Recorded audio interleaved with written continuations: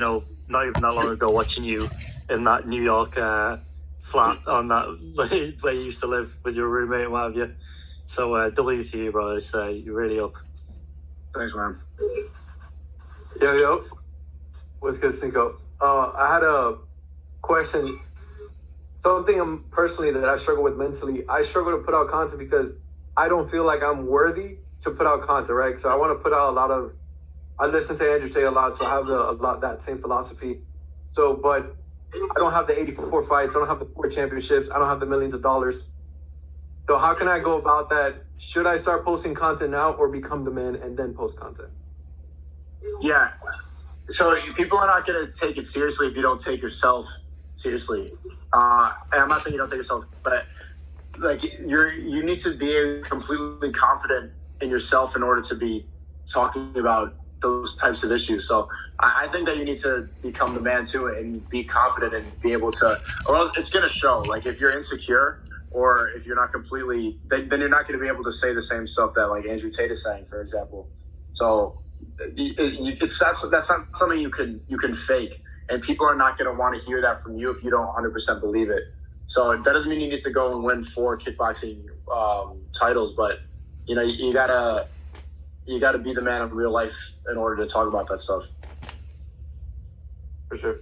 Yo, I've noticed a common theme on here. I don't necessarily have a question, but just to echo up on the main topic that's coming up is something that I did, and I think it was Vigoronomy, but something that I've been doing as well is I've documented and I put the videos on private, right? So just document now. If you're questioning people, not respecting you, at least document what you're thinking now and put it private. And as you continue documenting, whenever you build that confidence to actually release it, you're going to be thankful that you have that information now, because you're never going to be able to go back and record that information. You know what I mean? So at least upload it to YouTube and then just keep it private, or buy like an external hard drive and then have that storage, because I promise 5, 10, 15 years from now, you're going to be like, fuck, I wish I would have recorded what's going through my mind. So for you guys that are asking about content, I think that would be a very valuable thing. Just have the information, guys, because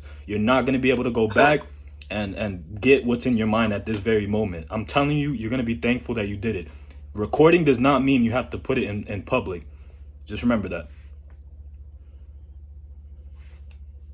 Yeah, that's a very good point, my guy. Shout out to Hey, that was fire, bro. That was fire. This is Rod Eric, bro. That's the approach I took. Shout out to Fresh, man. I pretty much recorded everything for about 2 years before I released anything. I did all my traveling. I did all my networking. And when it was time, YouTube chose me. I didn't choose YouTube. So it was time. It was like everything aligned, and I'm releasing it now. Yeah. So it's like a movie, right? All these Avenger movies, they made that shit years ago. They just releasing it now so that everybody can enjoy the work that they put in years ago. Yeah, so, good shit. Shout out to you, bro. Yeah, and you'll eliminate another pillar, which is the consistency pillar. So, like, as you have a big arsenal of stuff, the days that you're not feeling like creating content or whatnot, you have a whole arsenal of stuff that you could schedule the releases on YouTube. And again, you're not fucking using your mental real estate to just create. You already have that in your database, and if you're having a bad day, you've already have something scheduled. Release them, let them go, and then go ahead and build whenever you feel like you have to document as well. The world is going to be delayed, but you'll be on top of what you have to do. If that makes sense.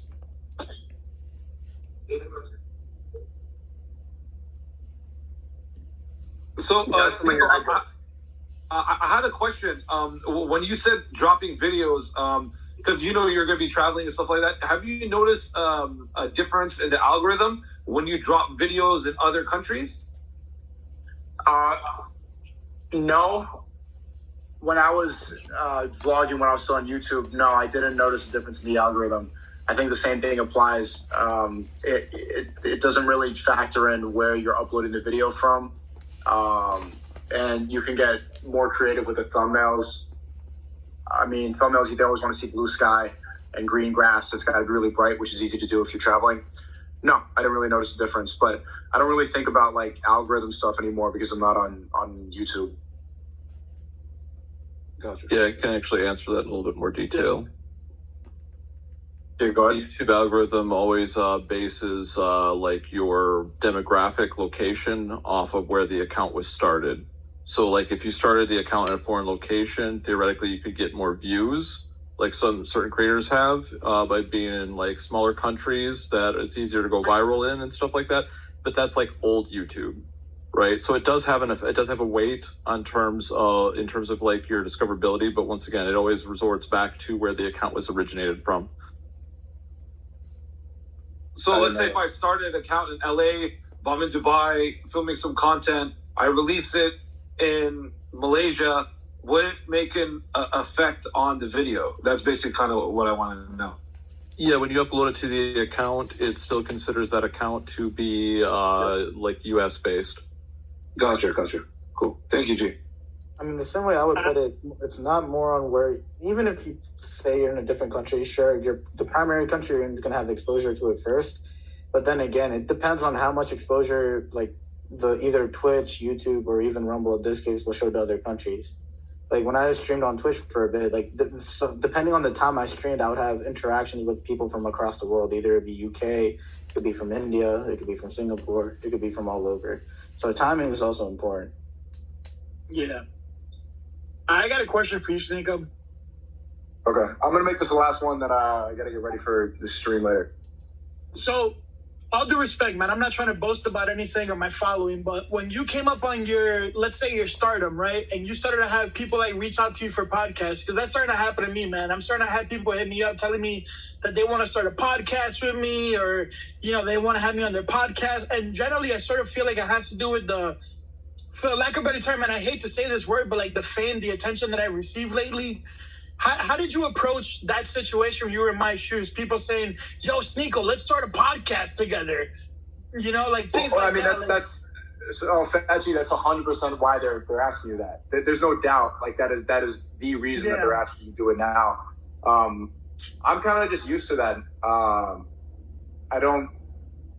I know that in this game, and I was just talking to Gideon about that. I kind of ignore that. I think I'm a pretty genuine person, so I have good intentions, and I think that people want to meet but I mean, like in this content game, it's all about if you can bring views or not. So that's just, you gotta always assume that, and that's probably the case. I think it'd be good to show up on people's podcasts, to start a podcast with somebody. No, it's got to be somebody that you're close with and that you actually have verified chemistry with, or else it's gonna 100% the podcast is gonna fail. Guarantee you after 2 episodes. So it's good to show up on people's platforms, but try to figure out like what the angle is, if they're going to try to make fun of you or like why they're going to have you on. I think it's pretty easy to tell. But if it is about views, that doesn't necessarily mean it's a bad thing. As long as you're both benefiting, which you will if it's a good podcast, you might as well do it. Appreciate that. Yeah, man, I appreciate that. And Sneako, if you could just check it that right, I just sent you a message about like the America First. Like I used to be a part of that. So I think it'd be cool just to touch bases with you on that. Okay, I'll check it. Appreciate it. All right, Sneako, you got no time or you got to head up? I'll take one more. Okay, so one more question for Sneako, and he's out. Hello? You. Hello? Oh, yeah. So my last question for you would be to kind of piggyback off of one thing you mentioned earlier. Is there anything in particular that you would recommend when I'm at these to make the most out of the content I do at parties when it comes to networking? What's one more thing you think I could do that by doing it would just help in the grand scheme of things, like with expanding? What advice would you give on that? Make sure you have a good business Instagram that you can get people to talk to you. It'd be good to have DJs coming in, celebrities, of course, showing up at the parties for more content. If you can get girls to show up, and just if the better the parties are, the better on camera. So it's good to have an Instagram where you can show people, make sure that it looks professional so that they can tell right away what you're about. And yeah, better parties, better content. Thank you. Okay, and Sneako, where can they find you, brother? They know. Nah, just plug it, bro. They know. Okay, yeah. TheCreativityKit.com. I do calls like pretty similar to this. We do them every day with different professors. I do a call once a week, and I'm gonna continue to bring on more guests. Yeah, rumble.com/Sneeko. Bro, yeah, you guys know. So you make me do this. Yeah, you know, Sneeko. And then what's coming up next for you? Yeah, as I said, it's continuing to travel. So I'm going to be in Miami for a bit. I have some shows planned here. Are we still doing? I'll ask you later for the upcoming show. You have some stuff coming. What? Yo, Blind Date podcast tonight on my channel. What's on? 9, 10. Yeah, 10. Let's do it. I got a baddie on the way, bro. Just one? 1 or 2. W Wingman. All right, man. Yo, guys, this was an awesome call, Sneeko. Shout out to you for coming through. Much love. And Sneeko, one last thing, brother. One last thing. Drop to the floor and give me 10 push-ups. You do it first. I'll do it.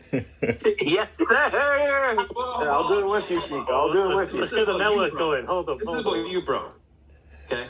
It's not about me. I did my push-ups. I went to the gym today. I know Fresh didn't go to the gym. Hold on. Excuse me? Excuse me. Oh shit. Hold up. Shireen Patel's doing it. Okay. Yo, you guys do push-ups while I eat chicken. Fat G, man. Big ass chicken, nigga. Goddamn. Nah, hold on. I'm doing push-ups. I gotta do it. Okay. All right, guys. I'm gonna start recording here. Pretty much. Recording stopped. And this was a great call, man. Wait, who just farted? Yo. Okay, guys. I'll see you guys probably tomorrow for another call. And then this week we're gonna do Lucario and Miles as well. I think on Thursday at 4:30 p.m. All right. 10-4. Yes, sir. Thank you. Yes, sir. Yo, yeah, That I hear sounds you. good. Oh, Hey, thank you guys for listening and thanks for your time. I appreciate it. We Yeah. appreciate Thank you, man. you, Appreciate Sneeko. you, Sneeko. Appreciate Thank you, man. you. Thank you. Appreciate it, bro. See you later, handsome. This nigga. Pause. Hey, yo. Oh my. Yo. So no podcast today. At least no main podcast, but I'll probably do one myself with some girls. And yeah. So see you guys in a bit. Yes, sir. See you later. Have a good one, everyone. Wait, what'd you say? Yo, peace, guys. That nigga gay. All right, man. Peace. Yes, Fresh. Talk later. All right. Oh, funny. These niggas.